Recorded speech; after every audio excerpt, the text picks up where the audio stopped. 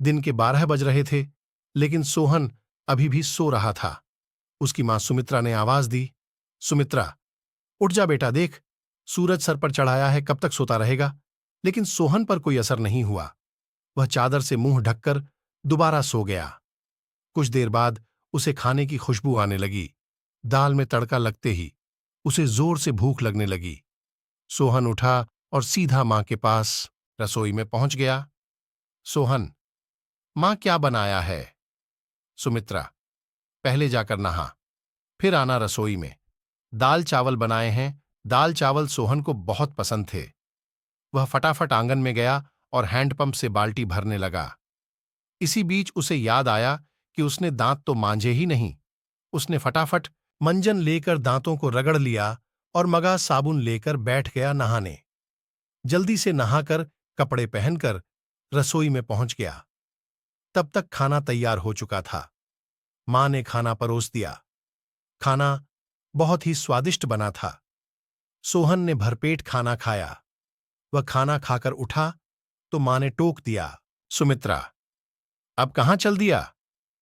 सोहन, मां, लगता है खाना कुछ ज्यादा ही खा लिया। बहुत तेज नींद आ रही है, मैं तो सोने जा रहा हूं। सुमित्रा, हे भगवान, अभी 1 घंटे पहले ही तो सोकर उठा है। तुझे बस सारा दिन यही काम है, उठो, खाओ और सो जाओ। तुझे पता है तेरे पिता खेत में कितनी मेहनत करते हैं, तब हमें 2 वक्त की रोटी मिलती है। कुछ नहीं तो जाकर उनकी मदद ही कर दिया कर। उनके लिए खाना ले जा, मैं अभी तैयार कर रही हूं। सोहन पर तो जैसे दुखों का पहाड़ टूट पड़ा। मां, तुम्हें पता है इतनी धूप में पहले एक बार मैं खाना देने गया था, आकर कितना बीमार पड़ गया था। तुम ही चली जाना, मैं तो सोने जा रहा हूं। सुमित्रा को बहुत गुस्सा आया। इससे पहले वह कुछ कहती, सोहन तेजी से अपने कमरे में जाकर सो गया। सुमित्रा खाना लेकर खेत पर पहुंची। कबीरदास बहुत मेहनत से खेत जोत रहे थे। सुमित्रा, सुनो जी, पहले खाना खा लेते। कबीरदास, अरे तुम इतनी धूप में क्यों परेशान होती हो? सोहन के हाथ से खाना भेज देती। सुमित्रा, हमारे तो भाग्य ही फूट गए हैं। ऐसा आलसी बेटा मिला है, बस खाता है और सो जाता है। भगवान जाने इस लड़के का क्या होगा।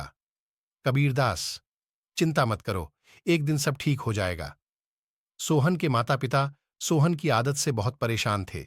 वह कोई भी काम नहीं करता था, बस सारा दिन सारी रात सोता रहता था।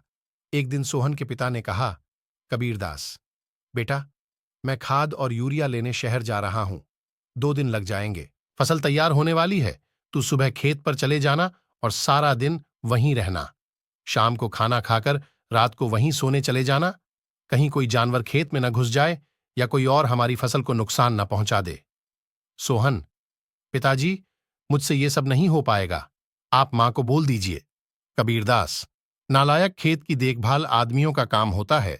अगर मुझे पता लगा तू खेत पर नहीं गया या फसल को नुकसान हो गया तो तेरी खैर नहीं। सोहन डर गया।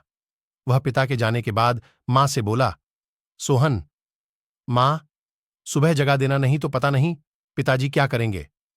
सुमित्रा मोहन को सुबह 4 बजे जगा देती है। सोहन हाथ में फावड़ा लेकर खेत में पहुंच जाता है। वहां जाकर देखता है चारों ओर ठंडी हवा चल रही थी। वह एक पेड़ के नीचे बैठ जाता है। तभी उसे हल्की हल्की रोशनी नजर आती है। पूरा खेत लाल रोशनी से भर जाता है।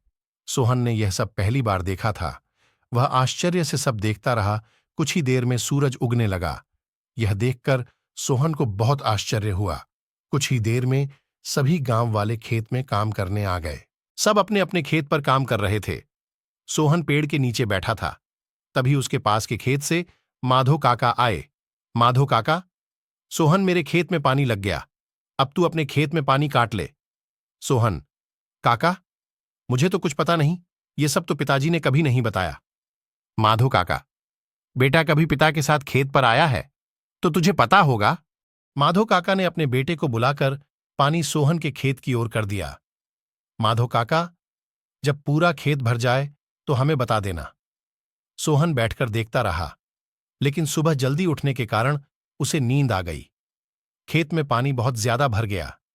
तभी माधो काका दौड़ते हुए आए। माधो काका, नालायक यहां सोने आया था, अपने पिता की सारी मेहनत बर्बाद कर दी, सारी फसल नष्ट हो गई। सोहन हड़बड़ाकर उठा। उसका खेत पानी से लबालब भरा हुआ था। माधो काका ने जल्दी से पानी दूसरी ओर काटा, लेकिन तब तक बहुत देर हो चुकी थी। लगभग आधी फसल खराब हो चुकी थी। सोहन, काका अब कुछ नहीं हो सकता क्या? माधो काका, नहीं बेटा, तैयार फसल का ध्यान बच्चे की तरह रखना पड़ता है। समय से पानी देना, खाद देना, जानवरों से बचाना। इसीलिए हम दिन रात खेत पर रहते हैं। अब तो भगवान ही मालिक है। सोहन पेड़ के नीचे बैठा रोता रहा। दोपहर को सुमित्रा खाना लेकर आई। उसे सब पता लगा तो उसने भी सोहन को बहुत डांटा। शाम को सोहन घर नहीं आया, न ही उसने खाना खाया। उसकी भूख प्यास नींद सब उड़ चुकी थी। अगले दिन जब कबीरदास घर वापस आए तो उन्होंने सोहन के बारे में पूछा। सुमित्रा ने सारी बात बता दी। कबीरदास सब छोड़कर दौड़ते हुए खेत पर पहुंचे। उन्होंने देखा, मोहन पेड़ के नीचे बैठा रो रहा था। आधी फसल खराब हो चुकी थी, लेकिन उसने नहीं खाया और वह अपने कमरे में जाकर रोने लगा। सुमित्रा, जी, अब क्या होगा? आधी फसल तो बर्बाद हो गई। कबीरदास, सुमित्रा, कोई घाटे का सौदा नहीं है। आधी फसल देकर अगर बेटा सुधर गया तो यही काफी है। कबीरदास ने सोहन को बुलाया। कबीरदास, बेटा, अब तो नुकसान होना था हो गया। अब हमें कल से आधे खेत की फसल उखाड़कर दोबारा बोनी होगी। सोहन, पिताजी, आप बाकी आधे खेत में खाद यूरिया लगाकर उसे काटने का इंतजाम कीजिए। मैं इस पर अकेले काम करना चाहता हूं। अगले दिन सुबह 4 बजे सोहन अपने पिता के साथ खेत पर पहुंच गया और पिता के बताए अनुसार खेत पर काम करने लगा। 4 महीने कठिन परिश्रम करने के बाद नई फसल कुछ बढ़ती हुई दिखाई देने लगी। सोहन अब एक कर्मठ, मेहनती इंसान बन चुका था।